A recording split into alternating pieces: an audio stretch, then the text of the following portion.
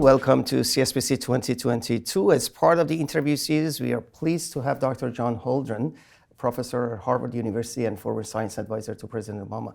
Dr. Holdren, welcome to Canada and very nice to have you with us. Thank you. I'm very happy to be here. It's been a great meeting. That's great. I'll ask about CSPC after that. So I just want to see how you're feeling and your impression is of this conference. But before that, yesterday you spoke on the panel concerning permafrost pathways. And I assume that this is a project that you and your group are working on. And I would like to ask you if you could tell us the pathways and the importance of permafrost and how this project can help combat climate change and how important it is for the US and for Canada. Well, that's a big order, but the fact of the matter is that the Arctic is warming 3 to 4 times faster than the global average, that one of the consequences of that rapid warming is the thawing of permafrost, which covers a large proportion of the Arctic and subarctic. Canada, by the way, has the second largest area of permafrost in the world behind Russia, but far ahead of everybody else. Mm-hmm. The thawing permafrost is causing many problems. It causes subsidence, the failure of roads and pipelines, the collapse of buildings, the undermining of roadways. Mm. It is also, unfortunately, as it thaws, releasing 2 important greenhouse gases. It's releasing both carbon dioxide and methane, the details depending on the circumstances in which it thaws. And the carbon dioxide and the methane both mix globally in the atmosphere and contribute to the driving of the global warming phenomenon all over the planet. So it is one very good example of what's happening in the Arctic is not staying in the Arctic. And one of the reasons that people in the rest of the world, many of whom don't know anything about the Arctic, need to start paying attention, because what's happening in the Arctic in terms of permafrost, in what's happening in terms of the thawing ice and its contribution to rising sea level, in terms of what's happening to the circulation patterns that circulate wind and ocean currents all over the northern hemisphere, all being influenced by what's going on in the Arctic. And of course, what we're trying to do in the Permafrost Pathways Project, which is actually a joint venture of 3 founding partners, the Arctic Initiative at Harvard University's Kennedy School of Government. I've co-founded that initiative there after leaving the Obama administration.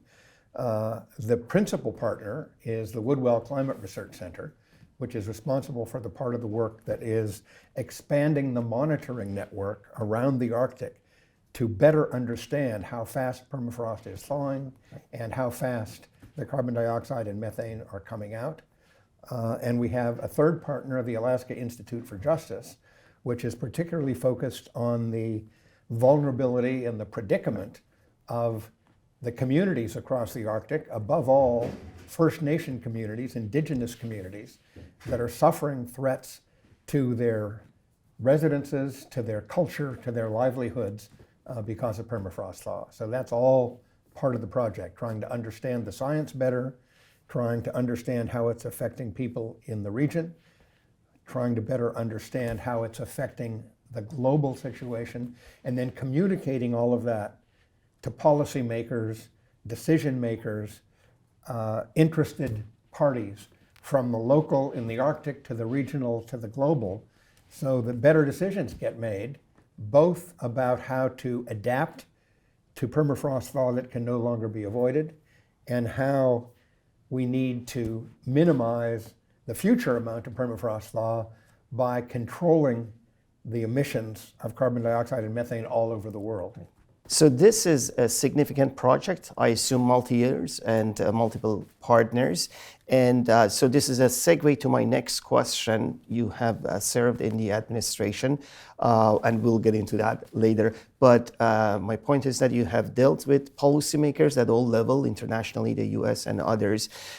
How much you have hope that this project and the outcome and the knowledge created from this project to be able to change the mindset or the policies of policymakers in the US or in the countries that will be most impacted by this? Well, I think we have to be hopeful, because the 2 choices are hope and despair, right. And I'm not interested in despair. I want to see this succeed. I think we have a lot of reason to believe that policymakers are already starting to listen and will continue to listen. And of course, we're not the only people, the people engaged in this particular project, we're not the only people working on these issues. We're not the only people talking to policymakers about them. And we are building networks among the many groups that are working on these questions. And one of the things that I came to this meeting in Ottawa to say is that the Canadians are our most important international partners. This initiative is based in the United States, but we do a lot of work with Canadian partners. We've been working on flux towers across Canada with our Canadian partners. And one has to remember that Canada has the second largest land area in the Arctic in the world, again, after Russia, the second longest coastline, the second longest territorial waters in the Arctic. The Arctic is an immensely important issue for Canada, and it's also an immensely important issue for the United States. Although our piece of the Arctic is smaller, a big chunk of Alaska is in the Arctic or the subarctic, but it's nonetheless very important. Right. And again, I simply have to say that policymakers are listening. We have very good connections to the top climate policymakers in the United States, to the top climate policymakers in Europe, to the top climate policymakers in Canada. We used to have connections to the top climate policymakers in Russia, but unfortunately the invasion of Ukraine has brought that to an end, at least for now. Right. So as a small non-for-profit and convener in this field in Canada, anything that we can do to help, we would be happy to do so. Now, I want to ask you about your experience as the science advisor during President Obama and that administration for 8 years. 8 years. And can you tell us your reflections when you look back, of course, in brief, to those 8 years? It's very hard to be brief about those 8 years. There was a lot of activity. I met with President Obama often. I had the rank of assistant to the president, which in the White House is the only rank that has direct access to the president. And he was extremely receptive, very savvy about science and technology and how and why science and technology matter to almost everything on the national agenda and the global agenda. Very smart, a terrific listener, but also a terrific questioner. Every meeting with President Obama could not end just with the description of a problem. He always wanted to know, all right, we have this problem. What are we going to do to make it better? How can the federal government in the United States take action that will make it better? And that was one of the wonderful things of working with him. He was so focused and so determined that we had to make a difference, that it was really an inspiration to work with a president that savvy, that smart, that focused. And he was also just a great boss. In 8 years, working with Obama in the White House, I never saw him raise his voice. Never saw him raise his voice. When he had a problem with what he was being told or with the actions that were taking place, he would let you know, but he never got angry. He never chewed out his subordinates in the presence of other subordinates. If he had to chew somebody out, he did it privately. I couldn't have wanted a better boss. Right. Okay. So, now you're established. Come back to Boston and at Harvard, the academic job, and that makes you happy, I guess. Well, number one, I was in academic jobs for 35 years before I went into the White House. But for much of that 35 years, for nearly all of it, I was also engaged on the side in policy advising. I gave my first congressional testimony in 1969, a few months before I got my PhD. I was serving on National Academy of Sciences committees that were advising the U.S. Secretary of State starting in 1970. So I've been doing this stuff for now more than 50 years. And I love teaching. I love students. I love the interaction with young people and watching them grow and become leaders in their own right.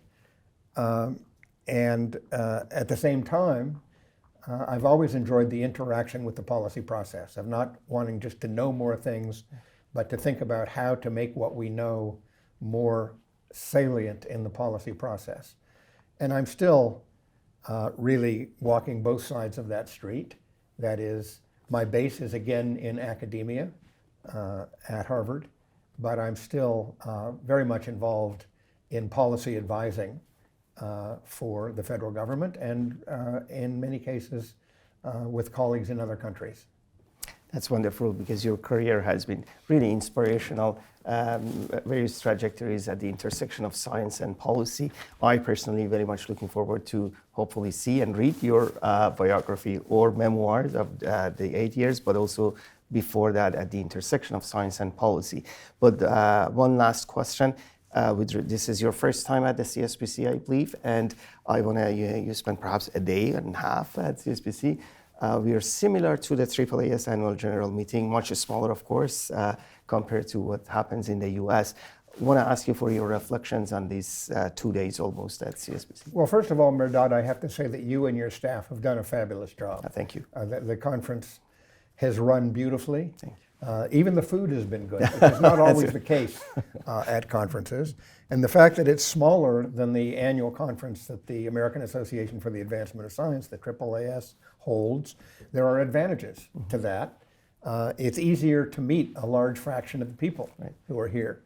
And it's really been a great pleasure for me to interact with a number of old friends and colleagues from Canada and to make a number of new ones. As you say, I've only been here now about a day and a half. That's right. But I've had a terrific time. I've been meeting ministers and deputy ministers. I've been meeting scientists. I've been meeting folks who, like myself, have been interested in the science and public policy interface for decades, and meeting young people who are entering this field and who are always an inspiration and the reason for optimism. I often get asked, so why are you still optimistic, given all the struggles we've had and the challenges we face? And I say the thing that makes me more optimistic than anything else is our young people. Their energy, their brains, their commitment, their determination to do better than their parents' generation did. It is absolute pleasure for us to host you here. Thank you very much for being with us, and very, very much looking forward to have you in future events and conferences, especially the progress of the Permafrost Pathway project. Well, thank you very much. It's been a great pleasure for me. Thank you.